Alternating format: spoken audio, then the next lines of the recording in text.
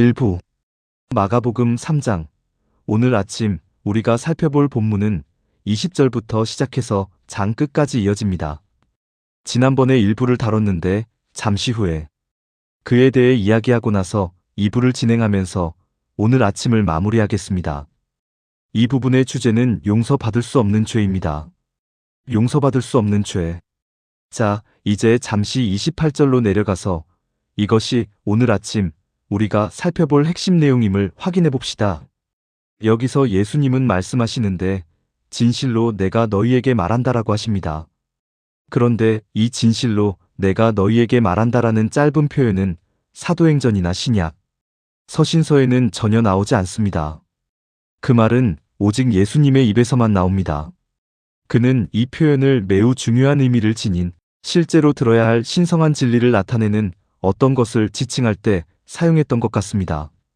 진실로 내가 너희에게 말하노니 사람의 아들들이 저지르는 모든 죄와 그들이 하는 모든 신성 모독은 용서받을 것이다. 그러나 성령을 모독하는 자는 결코 용서받지 못하고 영원한 죄를 짓게 된다. 어쩌면 용서받을 수 없는 죄가 있다는 사실이 이상하게 느껴질지도 모릅니다. 우리는 하나님께서 죄인들에게 용서를 베푸신다고 말하지 않습니까? 복음은 주님께서 우리의 모든 죄를 용서해 주시겠다고 약속하지 않습니까? 그분께서 우리의 모든 죄악을 간과하시리라는 말인가? 그분은 죄를 눈감아 주시는 용서하시는 하나님이 아니신가요? 그는 그것을 바다 깊은 곳에 묻어버리고 동쪽과 서쪽만큼 멀리 옮겨버린 다음 다시는 기억하지 않는 것 아닌가? 하나님은 은혜롭고 자비로우시지 않습니까? 선지자가 말했듯이 주님과 같은 용서하시는 하나님이 어디 있겠습니까? 우리가 복음을 전할 때 하나님께서 여러분의 모든 허물과 죄를 용서해 주실 것이라고 말하지 않습니까? 이것은 앞서 말한 내용과 모순되지 않나요? 그것은 그 사실과 모순되지 않으며 그 이유를 보여드리겠습니다. 하지만 이 구절은 마음에 새겨야 할 매우 중요한 내용입니다. 어떤 의미에서 이 구절은 안락한 삶을 사는 사람들을 두렵게 하고 두려움에 사로잡힌 사람들을 위로해야 할 구절입니다. 왜냐하면 한편으로는 자신이 용서받을 수 없는 죄를 저질렀다는 사실조차 모르는 사람들이 있기 때문입니다. 그들은 용서받을 수 없는 죄를 저질렀다는 사실조차 모르고 있다. 그들은 안락한 삶을 누리고 있지만 영원한 지옥으로 향하고 있기 때문에 두려워해야 마땅하다. 용서받을 수 없는 죄를 지었다고 생각하지만 실제로는 그렇지 않은 사람들도 있으며 그들에게는 위로가 필요합니다. 물론 저는 사역을 하면서 두 종류의 사람들을 모두 만나보았습니다. 편안해야 할 사람이 두려워해야 하고 두려워해야 할 사람이 편안해야 한다. 오늘 우리 회중 가운데 여러분 중에는 살면서 언젠가 성령을 모독한 적이 있다고 생각하는 분들이 있을지도 모릅니다. 그리고 당신은 그 일에 대해 결코 용서받을 수 없을지도 모른다는 생각이 계속 머릿속에 맴돕니다. 당신은 자신이 성령을 거스르는 말을 했다는 것을 아주 단순하게 이해하고 있는 겁니다. 당신은 어떤 이유에서인지 구원의 희망을 잃은 상태입니다. 그렇게 믿는 사람들이 있습니다. 그런 주장을 퍼뜨리는 사람들이 있습니다. 그렇게 주장하는 사람들이 있습니다. 나를 그런 혐의로 고발한 사람들이 있습니다. 수년 동안 많은 사람들이 제가 교회에서 일어나고 있다고 주장되는 치유, 기적, 방언, 이적 등을 부인함으로써 성령을 모독하는 죄를 지었다고 비난해왔습니다. 따라서 저는 성령을 모독했고 영원한 죄를 지어 결코 용서받지 못할 처지에 놓였습니다. 어쩌면 여러분 중에는 누군가에게 그런 말을 듣고 그 부담을 짊어졌다고 느끼는 분들이 있을지도 모릅니다. 또 어떤 사람들은 예수 그리스도의 이름을 모독했다고 생각하며 예수 그리스도의 이름을 모독하고 그분을 비방하는 중상모략과 악의적인 생각, 악담을 했기에 용서받을 희망이 없다고 생각합니다. 오늘 아침 메시지에는 두 가지 목적이 있습니다. 하나는 안락한 사람들을 겁주는 것이고 다른 하나는 두려움에 떠는 사람들을 위로하는 것이다. 함께 살펴봅시다. 지난주에 기억했듯이 마태복음, 마가복음, 누가복음, 요한복음, 네 복음서는 모두 예수님이 하나님이셨다는 반박할 수 없는 역사적 증거를 남기기 위해 기록되었습니다. 그는 100% 인간이었지만 100% 신이었습니다. 그분은 인간의 모습으로 오신 하나님이십니다. 그는 이스라엘의 메시아입니다. 그는 세상의 구원자입니다. 하지만 이 모든 것은 그분이 주 하나님이시라는 사실에서 비롯됩니다. 그분은 성자 하나님이십니다. 그리고 그것은 중요합니다. 이는 매우 중요한데, 왜냐하면 그 사실을 믿고 삶을 그리스도께 바치는 것만이 지옥을 피하고 천국에 들어가는 유일한 길이기 때문입니다. 영원한 지옥에서 벗어나 영원한 천국에 들어가는 유일한 길은 예수 그리스도를 믿는 것입니다. 구원받을 수 있는 다른 방법은 없습니다. 성경은 그 점을 아주 명확하게 밝히고 있습니다. 복음은 배타적입니다. 그것만이 구원의 길입니다. 다른 방법은 없습니다. 그러니 그리스도를 믿는 것은 매우 중요합니다. 여러분이 그리스도를 구원자로 믿고 여러분의 시간과 영혼을 그분께 맡기려면 그분이 자신이 주장하신 대로 그분이라는 증거가 있어야 합니다. 그리고 그 증거는 복음서에서 한 번도, 두 번도, 세 번도 아닌 네 번이나 제시됩니다. 그리고 그 증거는 신약 성경의 나머지 부분, 즉 요한계시록에 이르기까지 우리에게 해석되어 제시됩니다. 증거는 강력합니다. 비문에 기록되면 강력한 힘을 발휘한다. 그리고 우리 중 믿음을 갖게 된 사람들은 그리스도의 생애와 사역에 대한 기록의 힘 때문에 믿게 되었습니다. 신약 성경에는 성령의 능력과 영감으로 증거가 제시되어 있으며 우리는 그것을 읽고 그 진실성을 이해하고 진리로 받아들입니다. 그리하여 우리는 그리스도를 받아들입니다. 성경에 기록된 증거도 강력하지만 예수님의 삶과 사역에서 직접 나타나 증명되었을 때도 강력한 증거였습니다. 예수님은 3년 동안 이스라엘 땅을 두루 다니시며 유대에서 성전을 정화하시고 가르침과 기적을 행하시며 사역을 시작하셨습니다.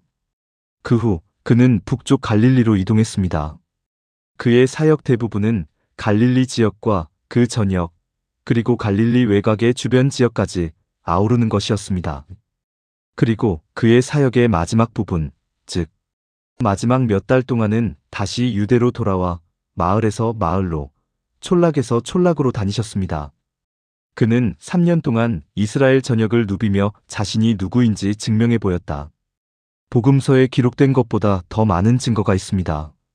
요한은 자신의 복음서를 이렇게 마무리합니다. 그가 말하고 행한 모든 것을 기록한다면 세상의 모든 책에도 다 담을 수 없을 것이다. 우리는 치유 이야기, 악령으로부터의 해방 이야기, 죽은 자를 살리는 이야기를 가지고 있습니다. 복음서 전체에 걸쳐 그러한 기적들이 흩어져 있지만 예수님께서 행하신 수만 건의 기적에 비하면 아무것도 아닙니다. 그래서 복음서 기록 전체에 걸쳐 주기적으로 그는 마을에서 마을로 다니며 표적과 기적을 행하고 귀신을 쫓아냈다는 식의 일반적인 진술이 나옵니다. 그걸 전부 세어볼 방법은 전혀 없어요. 그래서 그 시대에 살았던 사람들은 그런 것에 노출될 수밖에 없었습니다. 그는 가는 곳마다 엄청난 인파에 둘러싸여 있었다. 물론 당시 사람들의 마음과 정신을 지배했던 유대교의 근간을 이룬 이스라엘 지도자들, 바리새인들, 그리고 서기관들이 그 속에 섞여 있었다는 것을 기억하실 겁니다. 그들은 예수를 끈질기게 따랐지만 그를 믿어서가 아니라 오히려 그를 흠집내어 죽이려는 방법을 찾으려 했던 것이다. 하지만 목격자가 보고 들은 바에 비추어 내릴 수 있는 유일하게 합리적인 결론은 예수님이 하나님이시라는 것입니다. 증언은 너무나 명확하고 분명했습니다. 그러나 이성적인 판단에도 불구하고 명백히 드러나는 사실에도 불구하고 사람들이 날마다 기적을 목격했음에도 불구하고 인간의 마음과 정신은 완고하고 맹목적이며 죽어 있었다. 진실을 향하여. 자, 이렇게 우리는 마가복음 3장의 끝에 이르렀는데 아직 예수님이 하나님이시라는 인간의 증언을 듣지 못했습니다. 아버지가 아들의 세례식에서 그 말씀을 하셨습니다. 이 아이는 내가 사랑하는 아들이요. 나는 이 아이를 매우 자랑스럽게 생각한다. 악마가 1장에서 그렇게 말했죠. 우리는 나머지 악마들을 대신해서 네가 누구인지 알고 있다. 당신은 하나님의 거룩한 자입니다. 그러므로 증언이 확인되었습니다. 하지만 그것은 악마의 증언 이전에 있었던 증언입니다. 영원하신 아버지의 증언. 그래서 모든 증거가 하나씩 모이고 있습니다. 사람들은 올바른 대응을 하지 못했습니다. 어떤 이들은 예수님께 제자들이 있고 그 제자들 중에서 예수님과 더욱 가까운 12사도가 있는데 이들은 예수님이 누구신지에 대한 메시지를 전파하도록 훈련받을 것이라고 말합니다. 하지만 대부분의 사람들은 자신들이 본 것에도 불구하고 올바른 결론에 도달하지 못했습니다. 그리고 그들은 그것을 봤습니다. 그들은 그것을 봤어요. 그들은 그것을 경험했습니다. 대부분의 사람들은 그가 좋은 선생님이라고 말할 것이다. 그들이 그렇게 말했어요. 그는 신이 보낸 사람입니다. 왜냐하면 신이 보낸 사람만이 이런 일들을 할 수 있기 때문입니다. 그게 그들이 한 말의 거의 전부였습니다. 그는 훌륭한 선생님입니다. 그는 겸손한 사람입니다. 그는 현명하다. 그는 동정심이 많다. 그는 사람들을 질병의 끔찍한 억압으로부터 구원합니다. 그는 그들을 끔찍한 악령의 빙의에서 구원해냅니다. 이 사람은 훌륭한 사람입니다. 이것이야말로 미덕의 모범이다. 이 사람은 영향력 있는 사람입니다. 그는 분명 신의 힘을 빌리고 있는 게 틀림없어. 그들이 그렇게 말했어요. 하지만 그들은 거기서 멈췄다. 예수님에 대해 사람들이 이야기하는 방식은 거의 항상 그랬다고 할 수 있겠죠. 그는 좋은 사람입니다. 그는 현명한 사람입니다. 그는 훌륭한 스승입니다. 그는 덕성의 본보기입니다. 그는 의로운 사람입니다. 그게 바로 여러분이 듣는 이야기입니다. 기독교 비판자들, 심지어 기독교의 적들, 심지어 무신론자들조차도 예수를 가난하고 억압받는 사람들을 돕고 그들의 짐에서 해방시켜주기 위해 온 잘못된 길을 간 영적 혁명가 같은 범주에 넣는 경향이 있습니다. 그들은 기적은 부인하지만 그가 사람들을 돕기 위해 고귀한 노력을 기울였다고 생각하며 따라서 그는 좋은 사람이라고 여깁니다. 하지만 그건 선택사항이 아닙니다. 그건 누구에게도 없는 선택지입니다. 왜냐하면 선량하고 현명하고 분별력 있는 사람들은 자신이 신이라고 말하지 않기 때문입니다. 스스로를 신이라고 말하는 순간 당신은 정상의 범주에서 스스로를 제외시키는 것입니다. 분명히 현명하고 분별력 있고 합리적이며 선량한 사람들의 범주에 속합니다. 왜냐하면 그것은 너무나 터무니없는 주장이기 때문입니다. 당신이 스스로를 신이라고 말하는 순간 우리는 당신을 훌륭한 스승이라고 말할 수 없게 됩니다. 왜냐하면 그것은 훌륭한 가르침의 범주에 들어맞지 않기 때문입니다. 제가 말씀드렸듯이 지난 세기의 위대한 영국 작가인 C.S. 루이스는 예수가 자신이 하나님이라고 주장했을 때 선택지는 세 가지밖에 없었다고 말했습니다. 그는 신이거나 미치광이이거나 거짓말쟁이다. 아주 거대한 기만 계획을 성공시키고 있다. 이것들이 선택지입니다. 하지만 예수님을 훌륭한 스승이라는 둥 거만한 소리로 대하는 건 옳지 않습니다. 누군가가 스스로를 신이라고 선언하는 순간 그 사람은 영원히 신의 범주에서 벗어난다. 그래서 우리에게는 몇 가지 선택지가 있습니다. 그는 하나님이시며 질병과 악령, 그리고 죽음에 대한 권능을 갖고 계셨으므로 그것이 올바른 선택일 것입니다. 그는 죽은 사람을 살렸다. 그는 병든 사람들을 고쳐주셨다. 그리고 그는 악령의 압제에서 사람들을 구원하셨습니다. 이 모든 것은 신의 권능을 보여주는 증거이며 그분이 하나님이시라는 사실을 증명합니다. 하지만 만약 당신이 여전히 마음속으로 그 생각을 떨쳐내지 못하고 있다면 다른 두 가지 선택지가 있습니다. 그는 미치광이입니다. 그는 자기가 신이라고 주장하는 다른 미치광이들처럼 미친 사람이야.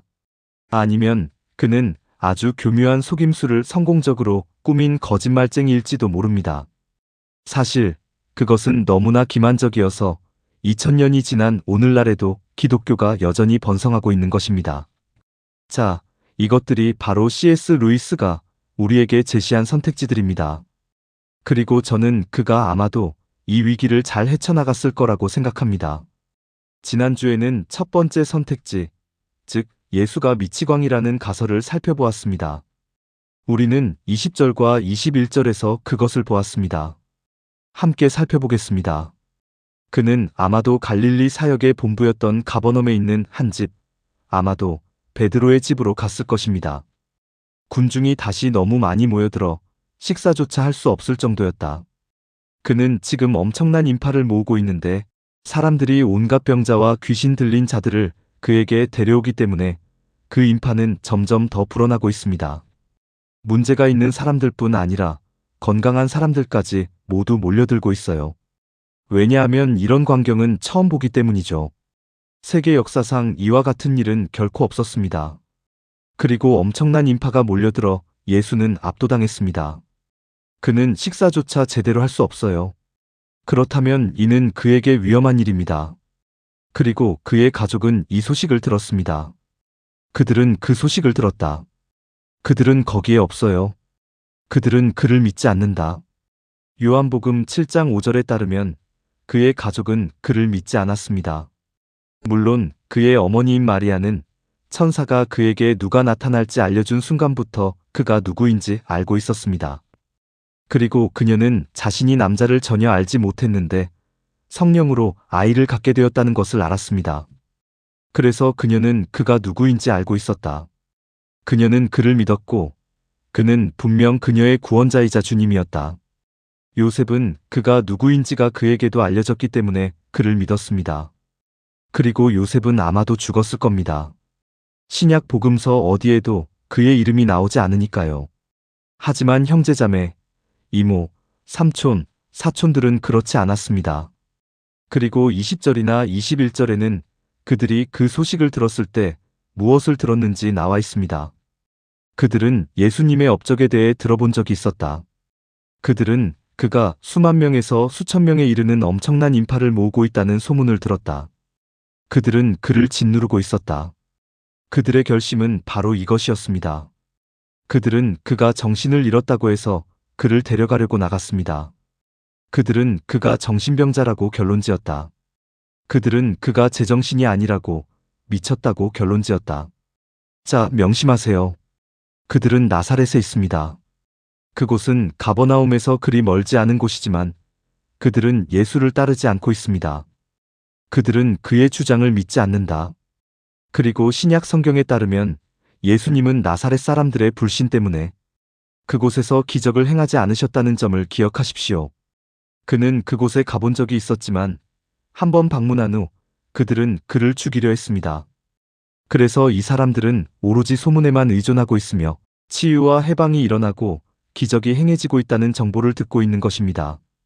그들은 그걸 믿지 않아요. 그들은 그 사건의 목격자가 아닙니다. 그들은 그것을 경험해 보지 못했습니다. 그들의 결론은 이것이 매우 특이한 아이의 마지막 표현이라는 것이다.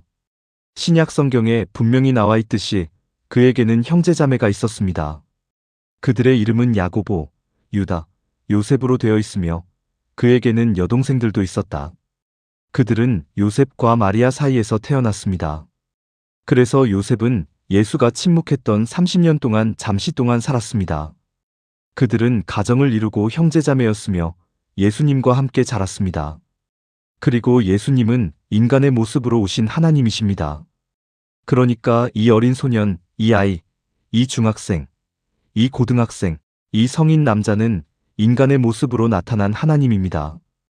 비록 그가 신성을 드러내지 않았고 기적을 행하지 않았고 가르치지도 않았지만 우리가 아는 한 그는 여전히 죄가 없고 완벽했습니다. 그러면 굉장히 이상하게 보일 텐데 그렇지 않나요? 죄인들로 가득한 가족에서 형제자매들과 잘 지내는 것만으로도 충분히 힘든데 완벽하지 못하면 더 힘들다? 그렇게 되면 그들은 끝없이 화를 낼 것이다. 그들은 결코 그를 이해할 수 없을 것이다. 그들은 결코 그를 이해할 수 없을 것이다. 그들은 그의 모든 답변에 크게 감탄할 것이며 그들의 불완전한 반응에 비하면 그의 답변은 완벽할 것이다. 그래서 그들이 내린 결론은 이 아이는 매우 기이한 아이이고 이제 완전히 제정신이 아니라는 것이었습니다. 그러니 그 불쌍한 사람을 위해서라도 우리가 가서 구출해야 해. 우리는 그를 데리러 가야 해요. 그래서 그들은 그렇게 결정했습니다. 압수하다라는 단어는 체포처럼 붙잡다라는 뜻입니다. 이 표현은 마가복음에서 요한 세례자와 예수님을 포함하여 누군가를 체포할 때 8번 정도 사용된 것으로 알고 있습니다. 그래서 그들은 그가 제정신이 아니라고 판단하고 그렇게 하기로 결정했습니다. 31절로 내려가 보세요. 그들이 옵니다. 그들이 도착한다. 메리가 온 이유는 그녀가 진실을 알고 있었고 보호자 역할을 하기 때문이라고 생각합니다. 그러자 그의 형제들이 도착해서 집 밖에 서 있었다. 그들은 그에게 사람을 보내 연락을 취했습니다. 사람들이 그 주위에 앉아 그에게 말했습니다. 보십시오. 당신의 어머니입니다. 당신의 형제들이 밖에서 당신을 찾고 있습니다. 그는 그들에게 대답하며 내 어머니와 내 형제들은 누구입니까? 라고 물었다. 우와. 그는 무지한가요? 아니요. 당연히 그는 그들이 누군지 알고 있죠. 뿐만 아니라 그는 그들을 사랑합니다. 사실 나중에는 그들도 그를 믿게 될 것입니다. 사도행전 1장 14절은 그들이 부활 후에 그를 믿을 것이라고 말합니다. 그들은 첫 번째 교회의 일원이 될 것입니다. 그들은 오순절 날에 그곳에 있을 것입니다. 그래서 그는 그들을 사랑으로 천국으로 인도하셨습니다. 그리고 그는 어머니를 사랑했기에 십자가에서 죽을 때 어머니를 요한에게 맡겨 돌보도록 했습니다. 그건 문제가 아니에요. 그가 거기서 말하는 것은 모든 인간관계가 끝날 때가 왔다는 것입니다. 내게 중요한 관계는 오직 영적인 관계뿐이다. 어떤 의미에서 그는 그들과 거리를 두고 있는 것입니다. 당신이 어머니를 통해 나와 친척 관계라는 건 중요하지 않아요. 그것은 천국에서 아무런 효력이 없습니다. 그렇게 해서는 천국에 들어갈 수 없어요. 그는 주위에 앉아있는 사람들을 둘러보며 말했다. 보십시오. 이들은 제 어머니와 제 형제들입니다. 이들은 나와 진정한 관계를 맺고 있는 사람들입니다. 왜냐하면 그들은 나를 주님과 메시아로 믿고 헌신한 제자들과 추종자들이기 때문입니다. 하나님의 뜻을 행하는 사람은 누구든지 나의 형제요 자매요 어머니입니다. 예수님과의 관계가 단순히 인간적인 관계에 그친다면 아무런 이점도 없고 얻는 것도 없습니다. 그는 예수님과의 관계 중 유일하게 중요한 것은 영적인 관계라고 말합니다. 요한복음 6장 40절에서 그분이 그 문제에 대해 뭐라고 말씀하셨는지 들어보십시오. 그는 여기서 하나님의 뜻을 행하는 사람은 누구든지 나의 형제자매이자 어머니와 같으며 나와 관계가 있다라고 말했습니다. 그러나 요한복음 6장 40절에는 내 아버지의 뜻은 아들을 보고 믿는 자는 누구든지 영생을 얻는 것이다라고 기록되어 있습니다. 아버지의 뜻은 무엇인가? 아들을 바라보는 것은 그를 평가하고 주의 깊게 살피고 깊이 생각하며 그를 믿고 영생을 얻는 것입니다. 예수님께서 말씀하셨습니다. 내 주위에 앉아있는 사람들 중에는 그런 일을 한 사람들이 있습니다. 그들은 나와 관계를 맺고 있습니다.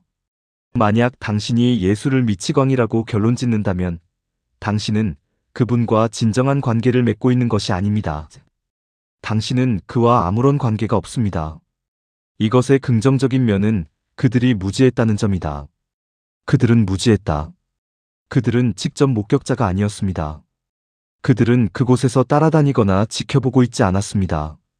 그러니까 그들은 무지에서 비롯된 결론을 내린 것입니다.